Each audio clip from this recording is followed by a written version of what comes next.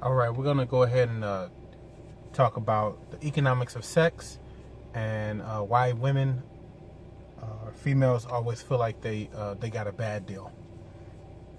So anytime you talk about any subject matter, you should start at the lowest, or not the. You should get to the root of whatever the conversation is. So you start at the root and then you build up from that point. And so so ultimately what this is gonna determine is the nature of our relationships. Why are our relationships the way they are? Why do men behave a particular way in a relationship and women behave a particular way in a relationship? And first we're going to start off with men or males. So from birth, males have no sex cells. They have no sex cells. At puberty, they begin to produce sex cells and will produce them until they die. Men on average produce about 1,000 sperm per heartbeat. So if you know anything about the average heart rate for men, it's about 70 beats per minute for the average man. 70 beats per minute. So that's about 70,000 sperm produced every minute in a man.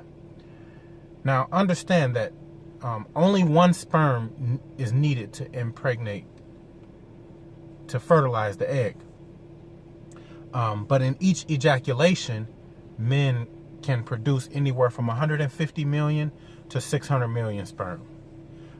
So on average, one man produces enough sperm in a single ejaculation to impregnate every woman in America twice in one ejaculation. And so that kind of illustrates to you the value of male sperm, right? The value of male sperm is not in the sperm itself. And this is where this is what creates the problem, is not understanding the value of the sexual investment. The sperm by itself has no particular value. Women, on the other hand, are born with about 3 million sex cells. They are born with 3 million sex cells.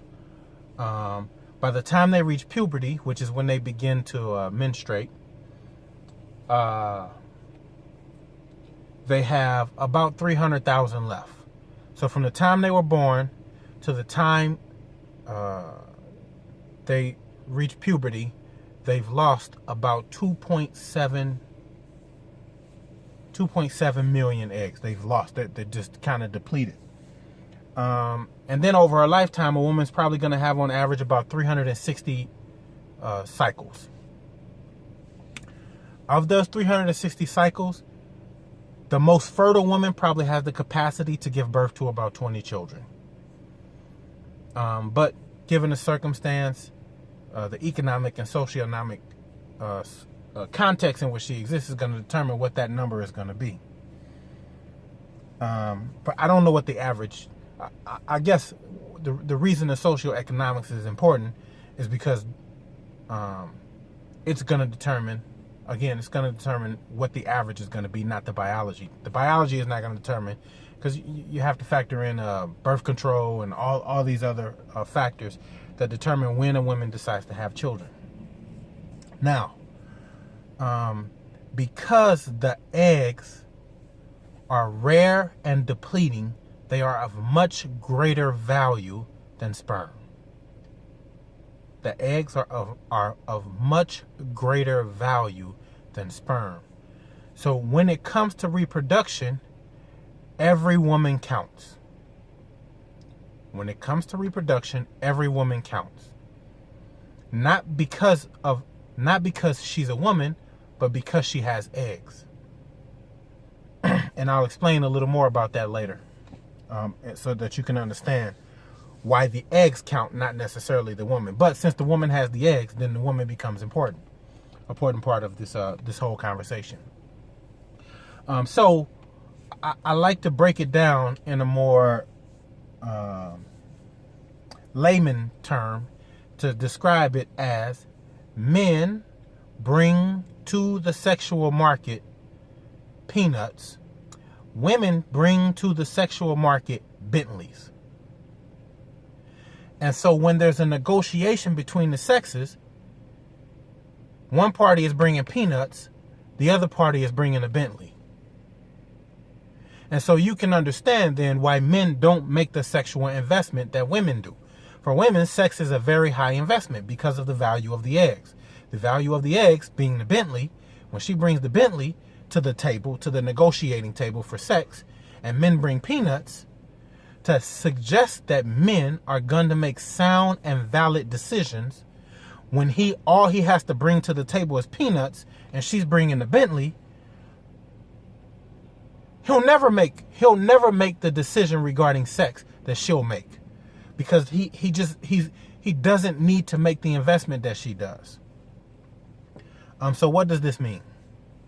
This means that historically, women had to make sure that men brought more to the table than peanuts. Right? If she was going to have your child, there had to be some assurance to her, whether it be your family legacy, your social standing, like all of these things mattered because they were going to determine what your reputation was going to be for the relationship. So you couldn't just bring sperm or peanuts. I'll just refer to them as peanuts so that you have a clear understanding of what's at the table here. Right? And so this is why historically men used to guard eggs fiercely. Right? A man could not take out another man's daughter without checking with the man, because the man was the protector of the Bentley. The man was the protector of the Bentley, so he didn't allow access to the Bentley. Everybody can't drive the Bentley, right? Because the Bentleys are rare. I think they might make like 300 Bentleys a year, you know, because, I mean, everything in a Bentley is handcrafted. It's not made on a manufacturing line. And so that's why it's a $250,000 car, you know. Everything about it is pure craftsmanship. And so that's how women have to see their eggs. They have to see their eggs as pure craftsmanship. And every egg matters. Unlike the sperm, every sperm doesn't matter. And this is in part why the male species is the disposable sex.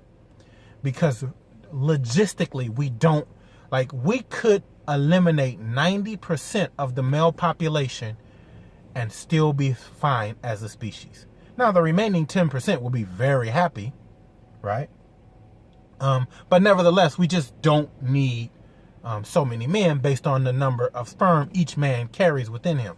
So men can afford to just toss peanuts around. They can just, here, peanuts for you, peanuts for you, peanuts for you. But we cannot afford to have women giving Bentleys out to everybody. Everybody can't get a Bentley. You have to be very cautious about who you give the Bentley to.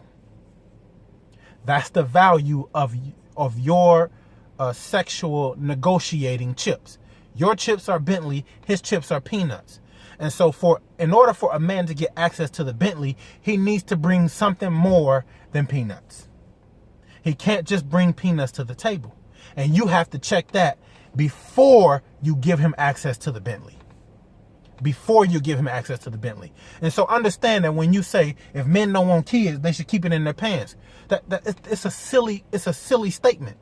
Right? Because if you could trade peanuts for a Bentley, you do it. Anybody who could trade peanuts for a Bentley, they do it. You'd be hard pressed to get somebody to have the ethical position to say, nah, these peanuts aren't really worth that Bentley. Just the vast majority of people, no matter what the sex is, they're going to take that deal.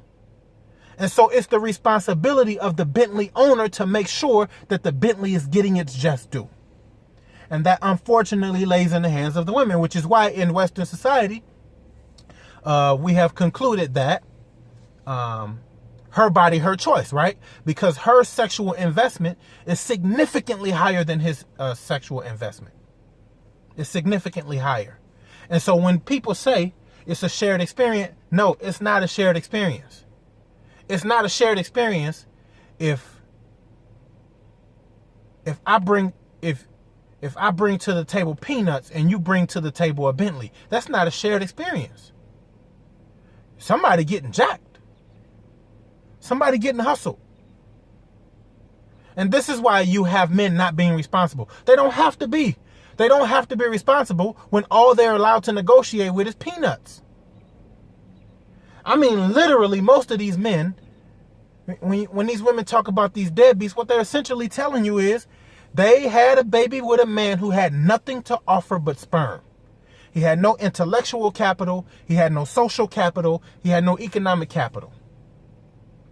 You had a baby with a bum. You gave a bum a Bentley.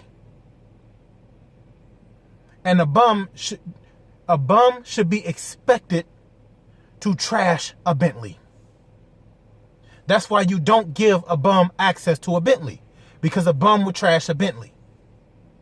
He doesn't understand the value of a Bentley. He can't calculate and estimate the true value of a Bentley. And so what this means is that women hold in their body the very future, like they hold the future, because they hold the choice of who gets access to the Bentley. You can't say men hold the future, because men just bring peanuts. And all peanuts ain't necessary. The vast majority of what men have to offer to women is nothing. And so women have to raise the standard. Women have to raise the standard. Men aren't going to raise the standard. It's ridiculous to ask the one who's bringing nothing but peanuts to raise the standards. And so what has to happen then is that you have to calculate what he's bringing to the table that is equal in value to the Bentley. And it's not going to be how he move his penis or his sperm. It's just not. It's not. It does not have the value that a lot of these men have tried to convince you it has. It doesn't. Now, so I talked about the eggs having value, not necessarily the women. And this is probably going to be a more difficult aspect for people to swallow. But it's the reality of the biological market. So women are born with their value. They are born with the value of the Bentley. But as they they're born, and once they enter puberty, then that is the prime market. So usually they argue anywhere from 16 to 30 is prime age for a woman, right? This is when her eggs are most fertile. This is when she can produce the healthiest eggs. This is when everything is optimal for her. But after 30, things start going downhill fast, right? And so while we think it's about looks and age, it's really about fertility. Like the fertility window is a very small and narrow window. And so what this means is then that time has to be guarded and protected and negotiated with very effectively. And what you see is a lot of women, what they end up doing is trading their Bentley for peanuts. And then when they realize all they got with peanuts, then in comes the resentment and the anger and the rage. And reasonably so. Because you negotiated away a Bentley for peanuts. So you should be angry. But you can't be angry at the guy who brought peanuts. Because everybody would negotiate peanuts for a Bentley. Everybody would do it. Women would do it too. If the market was that way, women would do it as well. And so it's important to start to think about when you're considering men is, what is his family background? What has his family taught him? Does he have, and I'm not talking about the wealthiest guy. I'm talking about just trying to live a middle class life, right? $75,000 a year or more.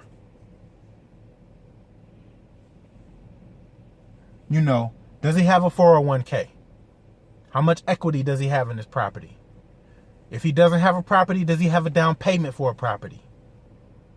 Does he have a life insurance policy? Does he have a policy with his job? Because you are going to need to be the benefactor. And if he ain't put you down as the benefactor, then he can't have sex with whoever you want to.